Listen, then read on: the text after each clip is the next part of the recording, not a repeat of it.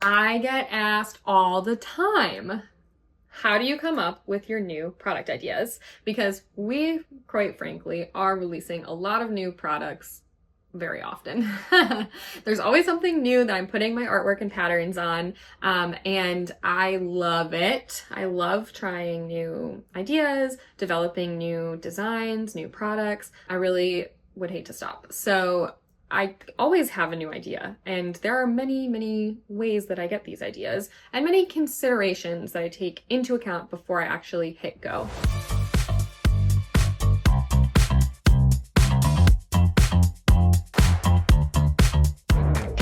So right now, I can't even tell you how many samples I have that I'm deciding on whether or not to order, or how many samples I've rejected that I was just like, we're not doing this because it's not looking good, it's not possible. I usually have to think long and hard about what items I actually want to invest in because it is a big financial commitment. But first and foremost, where I get my ideas. So this is where social media comes in super handy. I have a pretty good following of people who are super lovely and nice, especially on Instagram and in my Insiders Facebook group, which you can join here to see all of our new and early release, early access, everything, sneak peeks and all the good stuff. And people are always giving me ideas on there. So getting ideas from my customers, I feel like is the biggest one of all, because I can see not only like what people actually really want in their life, but what a lot of people want in their life, because I don't want to invest in a product that I think maybe one or two people would be interested in, because I can't order one or two, I have to order 1,000. So if I'm getting like 15 requests for something in the span of a couple weeks, like, okay, I know that might be something that more people who I'm not hearing from are interested in. And letting that kind of happen organically is passive and easy and lovely for me. So having that following is a blessing. I also try to solicit feedback a lot from my social media. I make videos, I make stories, I put up polls to see what people are interested in. And then obviously the more products that I try, the more products that people think of. One time I released my reusable shopping bags, like I think it was the second time we released them, and we put up photos on the website and they looked like tank tops to people because they had like the handles on the side and then a square at the bottom. And people were like, you should make tank tops. That idea has never left my head. I haven't acted on it, but it was a great idea. And it was so many people that I was like, okay, that's interesting that you really liked that. That's actually how my best-selling product now, my Kindle cases, came to be. I released passport covers and a ton of people said, is that a Kindle case? I want a Kindle case. You need to release Kindle cases. And I thought, okay, I let it ride for a little while and then I released them, I don't know, 5 or 6 months after I originally released passport covers, and they sold like hotcakes. Obviously, they became my best-selling product, and that was just from listening to feedback online. I don't have a Kindle. I'm illiterate. Just kidding, but I normally read audiobooks. I tend to not be able to focus on text on a page, so I wouldn't have known that a Kindle case was something that people wanted. Now I do have a Kindle. Thank you, Amazon, for sending it to me, and I do have a nice case on it. But at the time, would have never occurred to me. So always keeping my ear to the ground on that is super beneficial. I also get a lot of feedback from my employees who have super good ideas. Obviously, they know what products we offer, they know what products do good for us. And then I also get a lot of like feedback from family and friends. And so that's really helpful because it's just like, fresh eyes can also be a great perspective on things. Or sometimes it'll be like, hey, you should make like kitchen towels. And I'm like, oh, I already do. I'm glad that you're interested in that. I'll keep selling them. Or like people will be like, I know you sell kitchen towels, but I really want microfiber ones because I want them to be super absorbent and super good for utility in the kitchen. And that exact sentence came out of my husband's mouth, not exactly citing the material. He wouldn't know microfiber from cotton, but that I was able to translate. And now he loves our microfiber towels and talks about them to everybody. So that can be really helpful to constantly solicit feedback because it gives you new ideas. And sometimes people just hand you the perfect best-selling product over TikTok comments, and I'm always looking out for that. Thank you to my passport covers for being the reason that Kindle cases were born. Also, I get a lot of ideas not just from social media, but from my manufacturers. So if I'm already getting my satin keychains made by my manufacturers, they might be like, what if we made this into a bow? And I was like, hey, great idea. That's super cute. So now we have bow keychains. I don't know how they'll sell, but it's a fun idea. It's going to be a fun thing to make content about. It's going to be super cute. And I'm excited to show them off to wholesalers and to my direct consumer customers. So sometimes manufacturers will send you a whole catalog. Have you considered doing party supplies? Well, now I have. That's awesome. Have you considered doing mango wood trays, which I then proceeded to offer? Or you know, not only do we have Kindle cases, but we have iPad cases or something like that. So it can be helpful to talk to your manufacturers, see what other companies that they work with are selling. Like if someone else is selling mouse pads, they might recommend desk mats because the company that buys the most mouse pads from them also sell desk mats. I could see that happening. That's not how these came to be. Actually, desk mats were suggested from TikTok again. So TikTok continues to reign supreme as far as my best sellers coming from those ideas. But manufacturers do have a lot of good ideas because they have tons of experience with making things and know what other companies are up to, and also just know what is possible, like physically. Like, hey, I know we can sew this satin scarf onto a keychain, so we can also easily sew a bow. Wouldn't that be fun? Yeah, that would be super fun. Thank you. Or we do satin keychains for you. Let's show you all the different types of keychains we can make. Exactly. We just got a ton of, sneak peek time. We just got a ton of little keychain ideas. This is a tape measure. Oh, we're gonna have to stock this. And this is a carabiner. And this is from our keychain manufacturer. So they came up with these ideas and they're gonna get stocked. Thank you. Love that. Yeah, other times, like, I'll just be like walking around at Target and I'll be like, hey, wouldn't it be fun to have like those like spongy makeup headbands? And I don't know if I'll actually make them, but I think that could be cute in my patterns. So sometimes it just comes from the universe or from other stores or whatever. Especially in sort of my niche where I put my patterns on everything under the sun.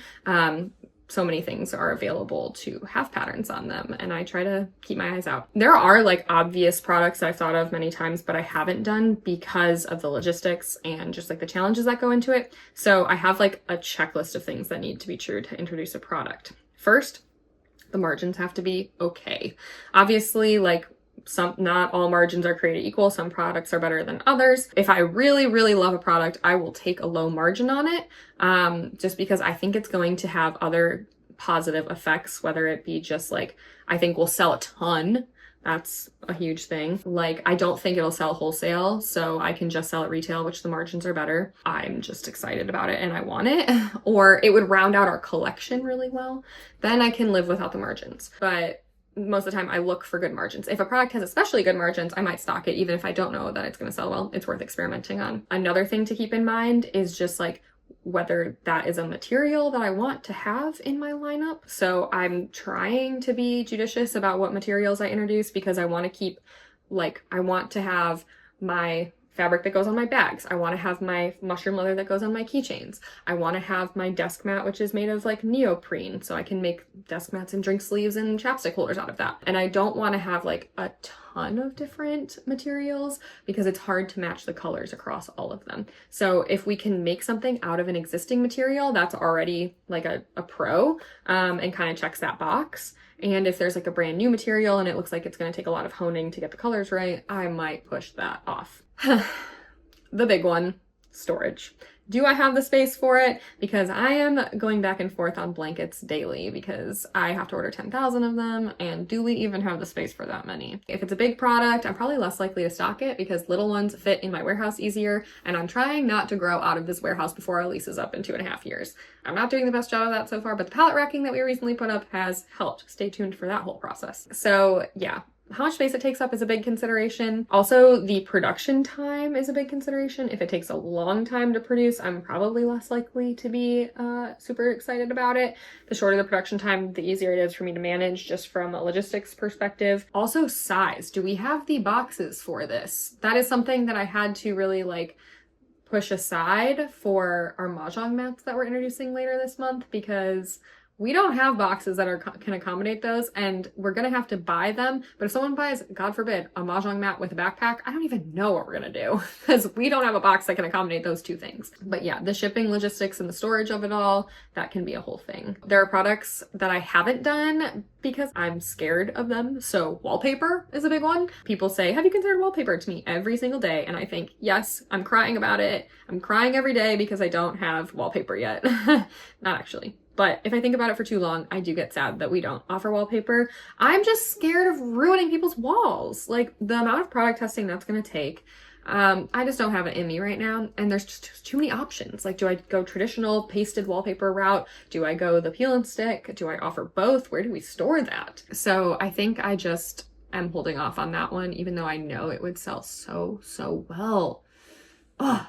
I don't even know where to begin with that. Like, I just can't offer a mediocre wallpaper and then I have a ton of reviews that say, I didn't get my security deposit back from my apartment because you ruined my walls. That would keep me up at night, and I can't live with that. There's also things like wrapping paper, which we had for a while, but they were only in sheets, because to digitally print wrapping paper, you can really only do sheets that I know of. If someone else knows how we can digitally print rolls of wrapping paper, let me know. But in my understanding from the manufacturers I've spoken to, wrapping paper to digitally print needs to be on sheets. Otherwise, it's like printed on a roll with sort of like almost like a screen printing sort of thing, or like a stamping. I don't actually know what that production method is called, but it's reminiscent of like there's ink on a roller that then just the paper runs under. So there's a limited number of colors. Doesn't work for me because there's infinite colors in all of my designs, especially in the more watercolory looking designs where there's tons of color variation within the same sort of shade or element. I just couldn't limit myself to a certain number of colors, and so what would even be the point of wrapping paper? But I don't think it's really worth making sheets anymore because it's just not as functional as a roll. So the minimum order quantity, even just to get wrapping paper, would be so high as to take up my entire warehouse. It's like 10,000 rolls. The setup is so extensive because printing that much paper is just a lot. And then would I get my money back on it? No, because wrapping paper is usually pretty inexpensive because the ones that you see at Target are printed in 1 million units each, and I can only print 100. And so the cost is really high for me. So yeah, the minimum order quantity really does factor in. And so I try to go for products that I know I can get like the amount that I actually need. If I have to order too many, it might be a deal breaker, but stay tuned because I am thinking about blankets, and those have a 10,000 MOQ. So I might break that one at some point. I'll just have to show you. Hold on.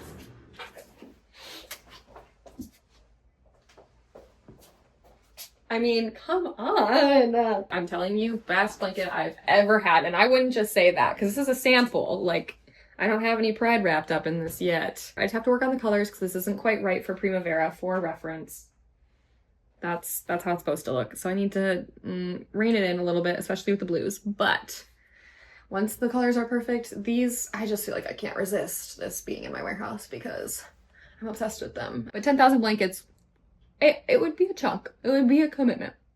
And that's what's pretty much holding me back at this point. So that's kind of my process when it comes to new product ideas and bringing them to life. Let me know if you have any other questions. I also have other videos about my process of making a product and taking it from idea to finished product, so you can look back and see what that's like. But let me know what other thoughts you have in the comments. Don't forget to like and subscribe, and it is crucial at this point that you subscribe because next week we have the biggest announcement ever. Maybe second biggest, just because the store was such a big deal. But huge, huge, huge, huge news coming next week. And you're gonna have to tune in and see. I'm so excited. I cannot wait to share with you guys the best news ever. So yeah, definitely subscribe. Come back here next week. You're gonna wanna see what we're up to. Thanks so much for watching till the end, and I will see you next week.